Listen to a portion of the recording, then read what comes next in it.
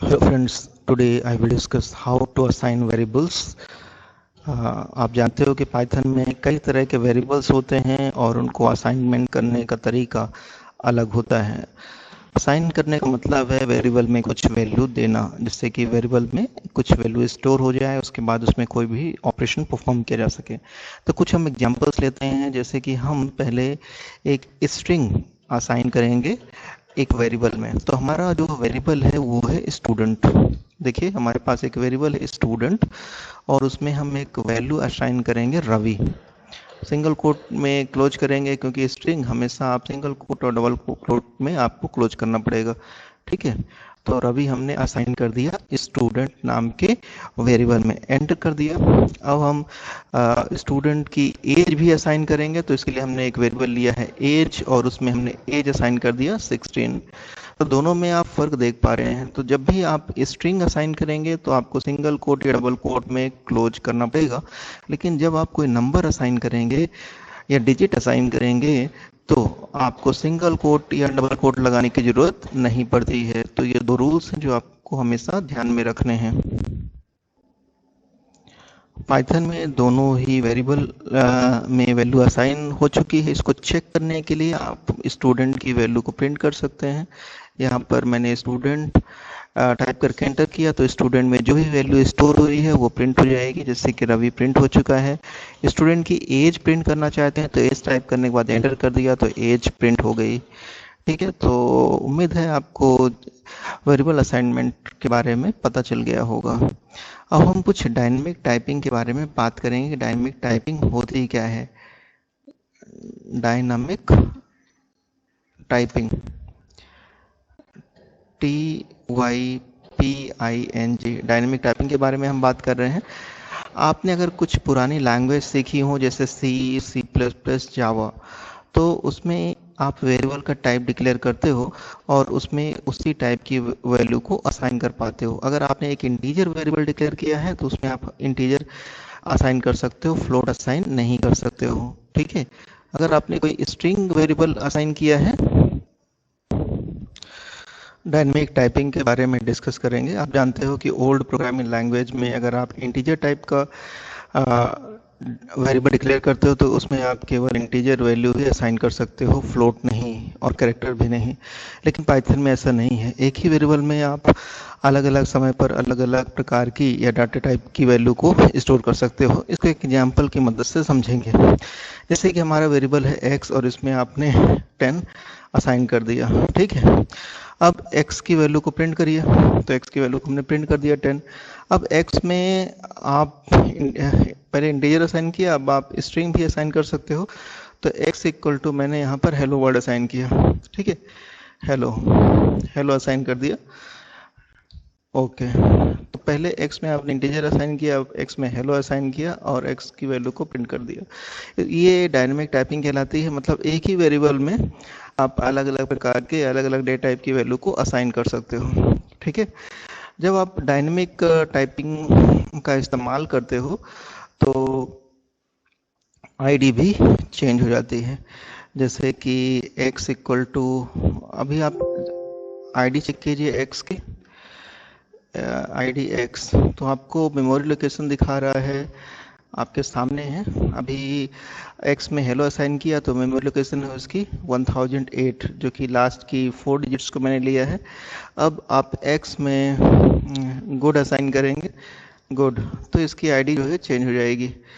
अब ID check कीजिए, ID ID का मतलब मेमोरी लोकेशन है। ठीक है, ये देखिए अब इसकी आईडी 520 हो चुकी है। इसका क्या मतलब है, अगर आप किसी भी वेरिएबल में वैल्यू चेंज करते हैं तो उसकी आईडी भी चेंज हो जाती है, उसकी मेमोरी लोकेशन भी चेंज हो जाती है। ऐसा पाइथन में होता है, लेकिन दूसरी ओल्ड प्रोग्रामिंग लैंग्वेज जैसे C++, जावा में ऐसा नहीं है। उसकी मेमोरी लोकेशन या मेमोरी एड्रेस कभी चेंज नहीं होते हैं। तो ओल्ड प्रोग्रामिंग लैंग्वेज C++, जावा स्टैटिक टाइपिंग को फॉलो करते हैं, जहां पर किसी भी वेरिएबल की वैल्यू चेंज करने पर उसका मेमोरी एड्रेस या आईडी चेंज नहीं होती है। लेकिन पाइथन एक डायनेमिक टाइपिंग को सपोर्ट करते हैं, यहाँ पर आईडी चेंज हो जाती है अगर आप उसकी वैल्यू को चेंज करते हैं और किसी भी डेटा टाइप की वैल्यू को एक ही वेरिएबल में असाइन कर सकते हैं। अब हम बात करेंगे मल्टीपल असाइनमेंट्स की। मान लीजिए ये एक वेरिएबल है और उसमें आप बी और सी, यहाँ पर 3 वेरिएबल्स लिए और तीनों में आप कॉमन वैल्यू 10 रखना चाहते हैं। तो देखिए सभी की वैल्यू 10 स्टोर हो गई है। ए की वैल्यू यहाँ 10 है, बी की वैल्यू भी 10 है और सी की वैल्यू भी 10 है। अगर आप आईडी चेक करेंगे ए की तो आपको ये दिख रही है 200।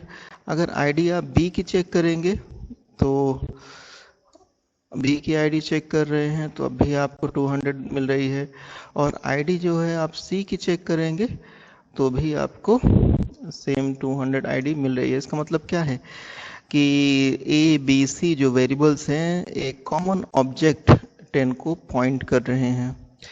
तो ये है मल्टीपल असाइनमेंट का एक एग्जाम्पल।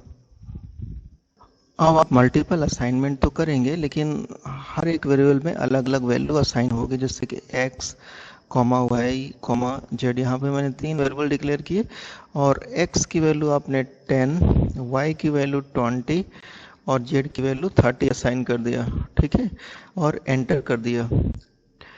तो x की वैल्यू 10 असाइन हुई, जो फर्स्ट वैल्यू थी y एक मिडिल में वेरिएबल था तो इसकी वैल्यू 20 असाइन हो गई, z की वैल्यू जो है 30 असाइन हो गई।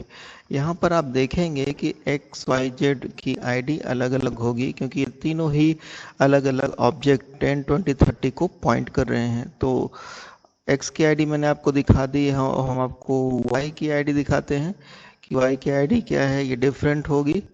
और जो है z की आईडी भी हम आपको दिखा रहे हैं, तो z की आईडी भी यहाँ पर डिफरेंट है। तो तीनों की आईडी यहाँ पर डिफरेंट आपकी स्क्रीन के सामने दिखाई दे रही है।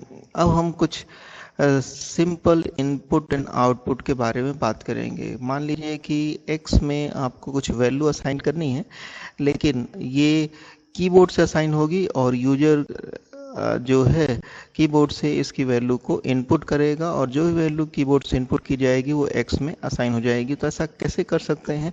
पाइथन में इनपुट लेने का क्या तरीका है वो मैं आपको बताता हूँ। तो पहले आप उस वेरिएबल को लिखेंगे जिसमें की वैल्यू असाइन की जानी है। x, y, z कुछ भी हो सकता है वेरिएबल या आइडेंटिफायर ले सकते हैं।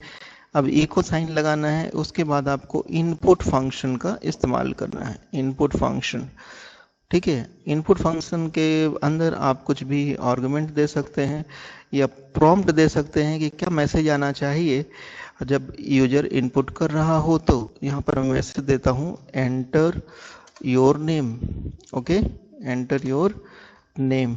ये मैसेज आएगा जब ये फंक्शन कॉल होगा, जिससे कि यूजर को पता चल जाए कि यहाँ पर उसको अपना नाम एंटर करना है। तो ये देखिए मैसेज आ चुका है एंटर योर नेम, और यहाँ पर जो भी वैल्यू असाइन की जाएगी वो x में असाइन हो जाएगी। मान लीजिए हमने x को वैल्यू दी, क्या क्या दे सकते हैं हम, कमल देना चाहते हैं, KAMAL।